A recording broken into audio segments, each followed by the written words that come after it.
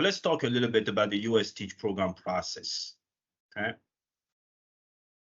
So as I said, we have three main, phases on this program. The first phase is talent acquisition, and in a minute we'll dig a little bit more into that. Then the visa process and relocation. In terms of talent acquisition, the first thing that is interesting, is important to understand, is the eligibility, right? It's a program, it's got some rules, and as part of those rules, we have some eligibility rules or some requirements for participants to come through.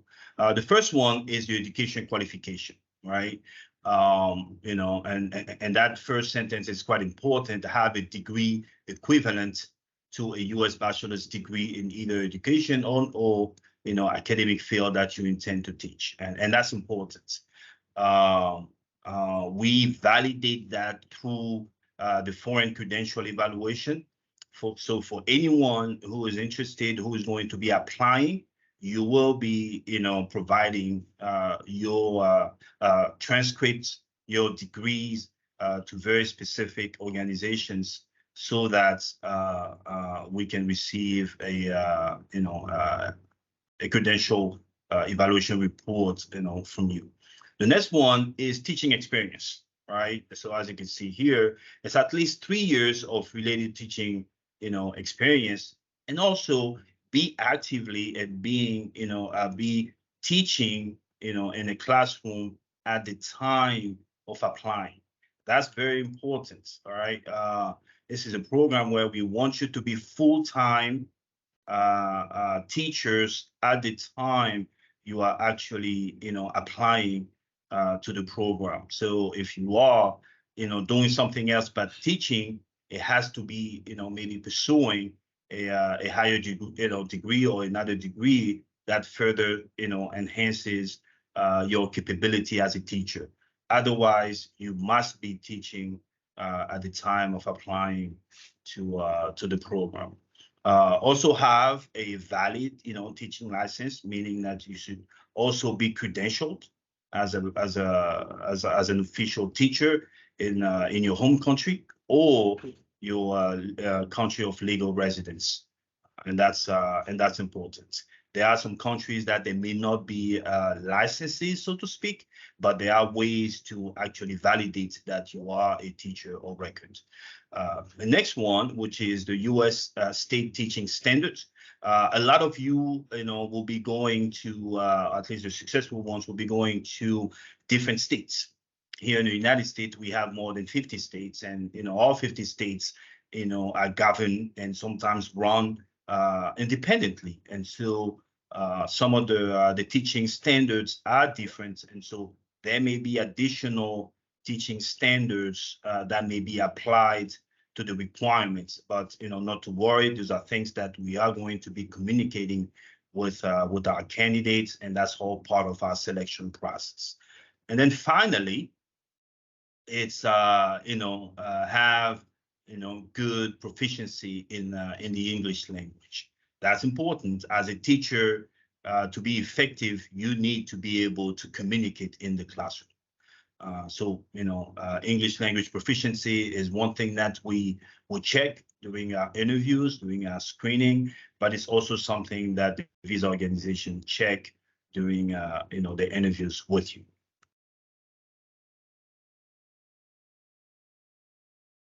And what I'm going to do now, I'm going to turn the slide over to Brandon, so that he can take us through some of our openings. Brandon? Thanks, Idris.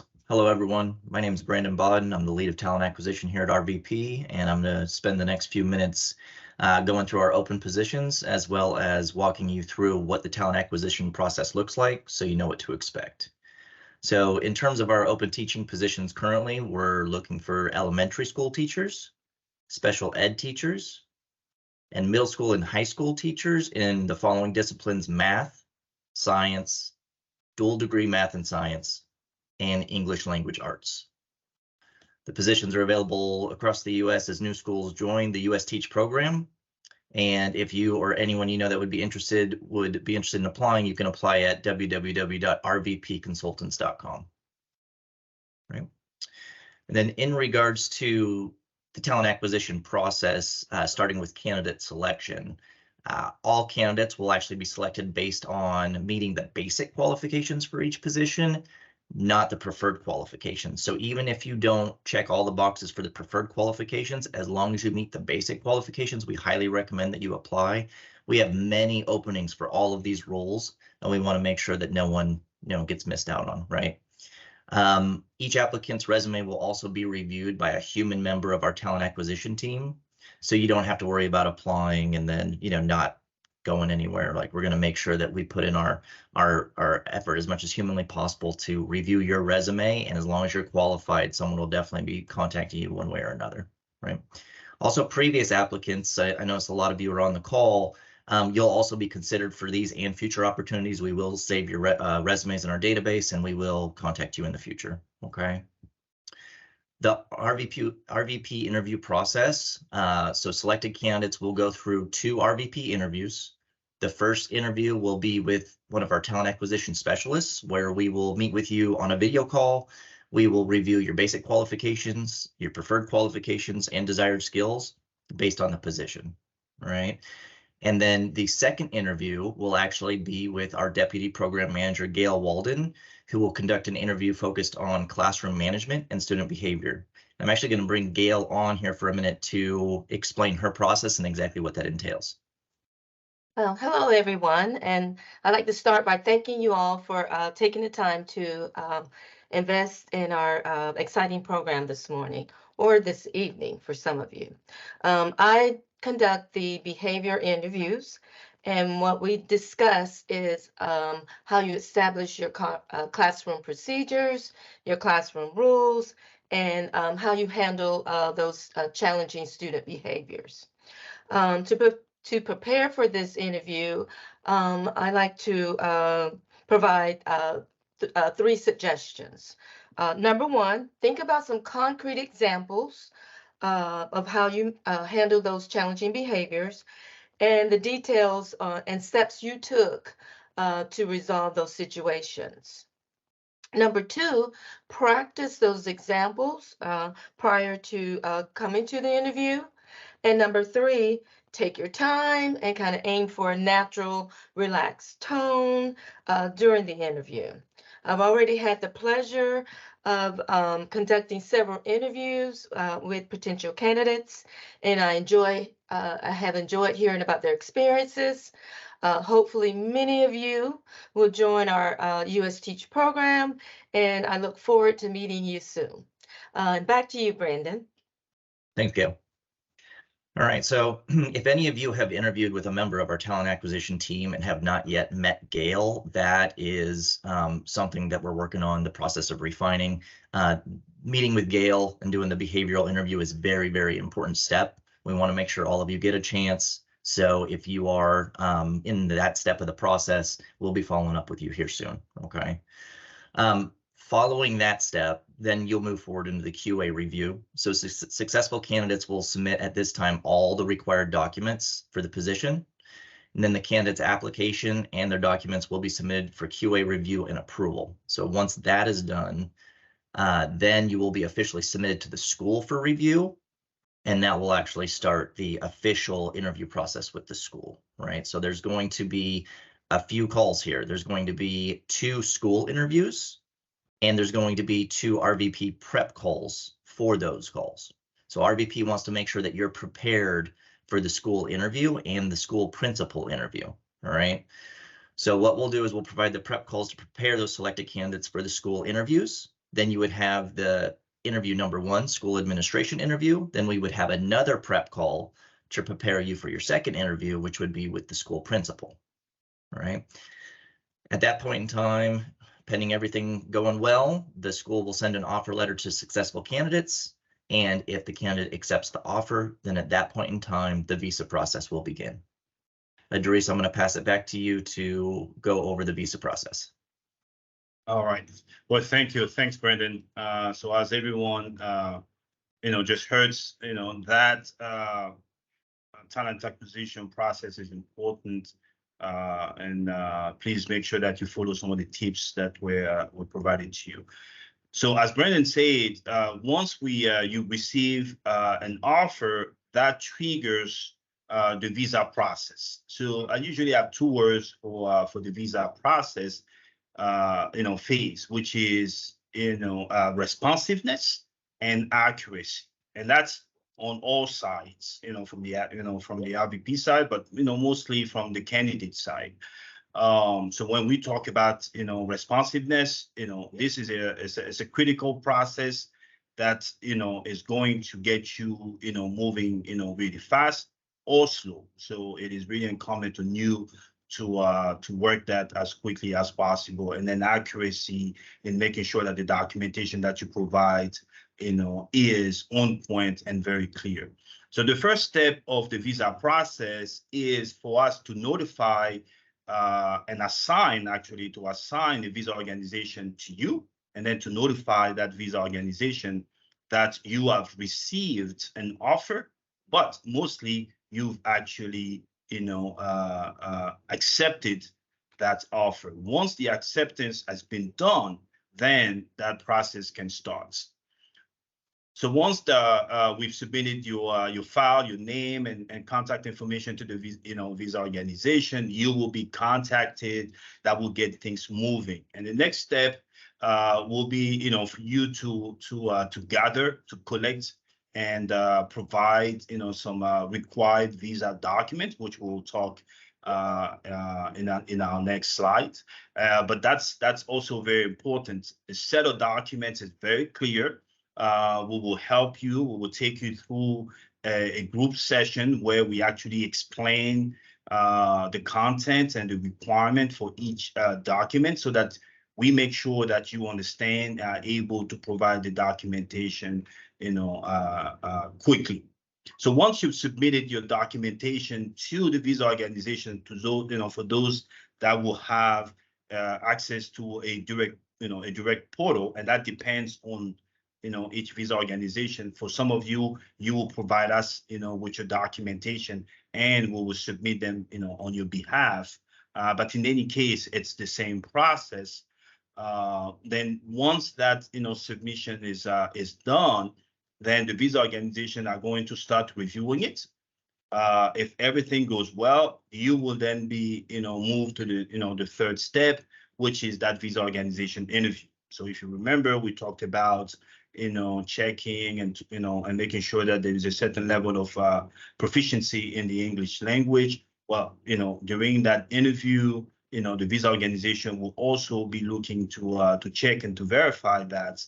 But it's a very casual conversation, because it also allows them to explain what's going on, what to expect, but to also understand your personal situation.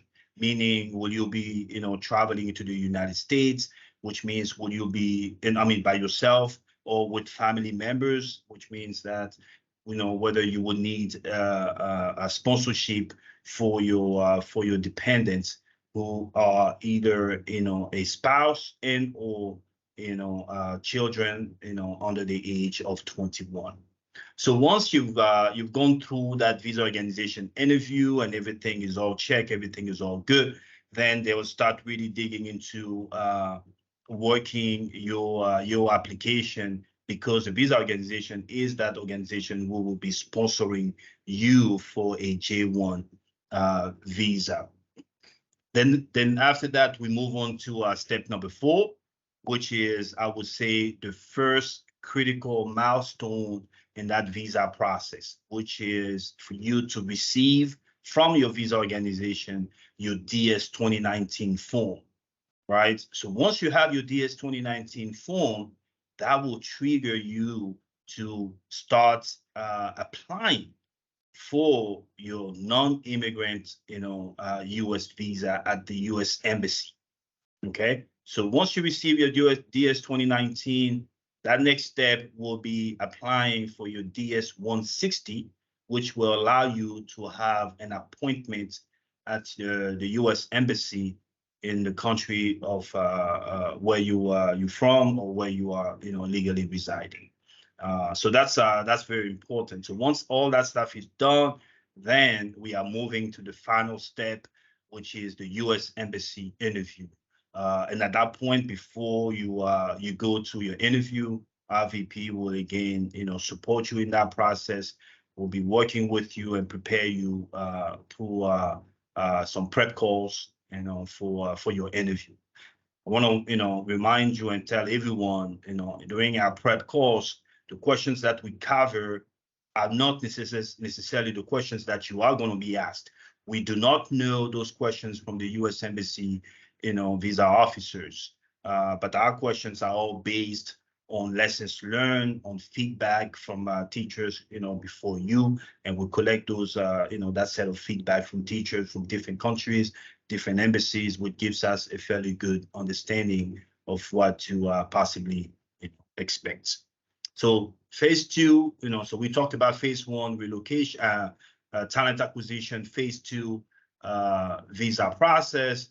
Now, let's talk about, well, before we go to relocation, let's talk a little bit about some of the required, visa documents that we mentioned before. And I'll go very quickly through those.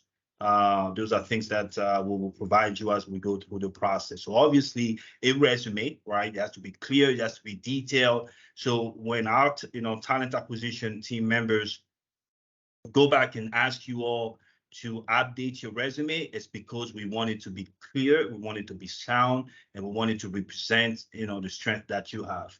So we'll need a resume or a CV, obviously copies of degrees and diplomas, and very important, your credential evaluation reports, verification of funds or personal funds. That's important, as it comes very handy during the relocation process. Budget worksheets, letters of recommendations, employment verification for where you are currently teaching, at least at the time of applying to the program. Again, going back to the fact that when you are applying to the program, you must be actively teaching at a particular school. So that's a list of a few of actually the required visa documents, but we'll take you through some of those as you apply. Now, before we talk about relocation, just want to take a second to really highlight the partners that we work with, and those companies that you see on the screen right now are the 3 visa organizations that RVP works with. Okay, if you are successful to go through the process, one of these visa organizations will be your sponsor. Okay, it won't be 2, it won't be 3, it will be only 1. And these are very, very good companies. So anytime you have questions, when that time comes, they will have answers for you. Phase 3 of our USTeach program, process is relocation. So now you've received the offer, you've accepted the offer. That triggered your visa process. You've gone through that process. You were issued your DS 2019. You applied to for your U.S. non-immigrant visa through the DS 160. We've prepared you for your interview at the U.S. Embassy. Things are looking great. You are all excited. Now it's that time to relocate to the United States. For a lot of you, sometimes you may not, you actually don't even have any supports, or you do not know anyone here already in the United States. And that's when we step in and really provide, the support to help you relocate. So the first thing, as far as relocation, for us really starts even before you board the plane. Okay, and we do that through our relocation and cultural training. And we have a set of 3 modules, 2 that are conducted before you travel to the United States, and then the last one when you've arrived. And the first 2 will take you through on how to pack, what to expect at the U.S. custom, how to navigate through our airports as you get here, and then also how to communicate with the ground team, the ground RVP team so that we can work through, taking you from the airport to your place of residence. The next one is we have a dedicated relocation officer, which who is going to be in contact with anyone and everyone who's going to need relocation based on the agreement that we have with the school that you will be going to. And so that relocation officer will be in contact with you, understanding your needs. Are you traveling by yourself? Will you be needing, airport pickup? Are you coming with your family, spouse, and children? Do you need a single family home? Are you okay with sharing an apartment or a house? So on and so forth. So those are some of the needs that our relocation officer will identify working with you. And then, as we get closer to your arrival, we will go ahead and book those accommodations so that when you land here in America, you have a safe place for you to stay at. Then we will be tracking and working with you and making sure that we know when you're actually flying, and we'll be tracking your itinerary as well and making sure that we're in contact with you to make sure that everything is okay. So relocation sounds pretty straightforward, but it does require that hand-in-hand collaboration between the traveler and the RVP relocation officer.